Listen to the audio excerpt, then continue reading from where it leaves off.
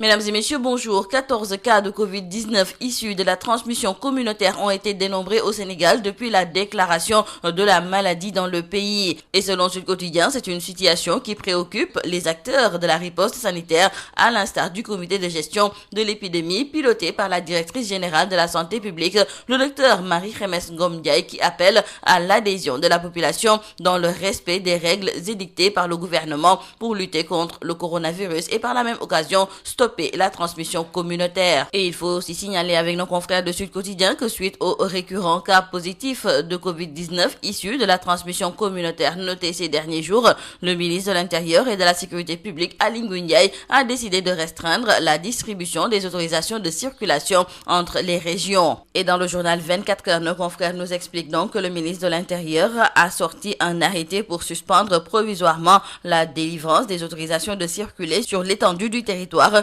ce pour freiner la propagation des cas dits communautaires de Covid-19. Car ce mode de transmission reste un souci majeur pour les acteurs de la santé, car en cas de transmission communautaire soutenue, comme en Italie et dans d'autres pays, les systèmes de santé en Afrique n'ont pas la capacité pour tenir le coup. Donc il y a peur sur la communauté, c'est d'ailleurs le titre qui barre la une du journal Direct News.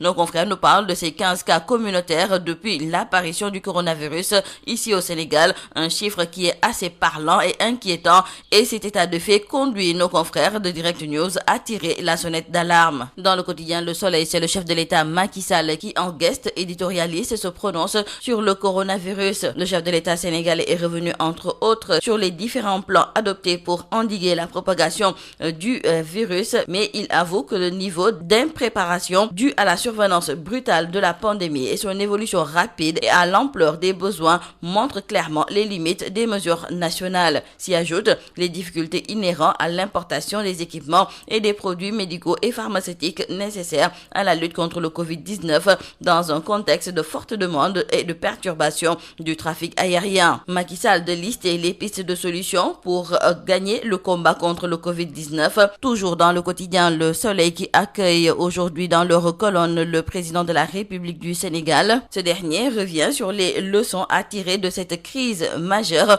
où l'infiniment petit fait trembler le monde entier. Signalons avec nos confrères de Rewmi Quotidien qu'en termes de taux de guérison, c'est sans doute le Sénégal qui affiche le meilleur taux parmi les pays les plus touchés dans l'espace CEDEAO. Notre pays totalise depuis le début de l'épidémie du coronavirus 105 patients guéris. Et il faut noter avec nos confrères du journal Vox Populi que c'est la chloroquine et l'hydroxychloroquine qui est utilisée dans la prise en charge des patients du Covid-19. Et ce produit est disponible ici au Sénégal, car à en croire nos confrères, un total de 700 doses de chloroquine est disponible pour le traitement du Covid-19 et 3000 doses environ vont être réceptionnées dans les jours ou semaines à venir selon le directeur de la pharmacie et du médicament. La distribution des dons alimentaires se fera dans les prochains jours, mais pour l'instant, retenons avec nos confrères du journal Enquête qu'à peine lancée par le commissariat à la sécurité alimentaire rattaché au département ministériel dirigé par Mansour Faye, le marché de la distribution des aides alimentaires soulève des vagues. En fait, Birahim Seck s'était offusqué du critère relatif à la sélection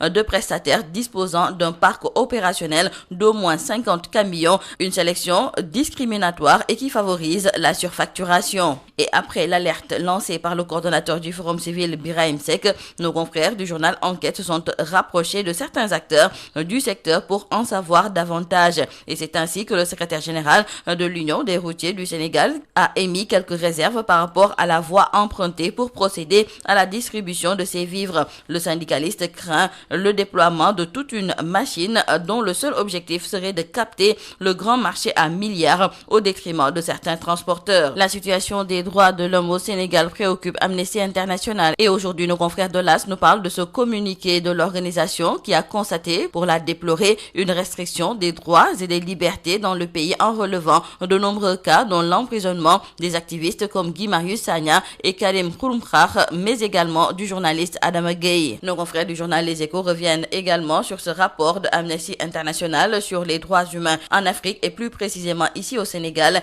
et Amnesty file un gros zéro au Sénégal, nous disent nos confrères. Nous terminons par l'affaire de la mort de Iba Thiam. Nos confrères de Libération nous disent aujourd'hui tout sur l'affaire Iba Thiam et commencent d'abord par nous révéler les résultats de l'autopsie, les prélèvements prélèvements effectués dans l'appartement, les perquisitions, l'audition de Rougui Diao hier et les dépositions des mises en cause présumées qui seront déférées ce mercredi pour 4 délits. Nos confrères du journal Tribune précisent qu'il s'agit entre autres des délits d'association de malfaiteurs, usage de drogue et non-assistance à une personne en danger. Et aujourd'hui donc, le gang des fils à papa sera déféré devant le parquet. C'est tout à vos journaux et très bonne lecture.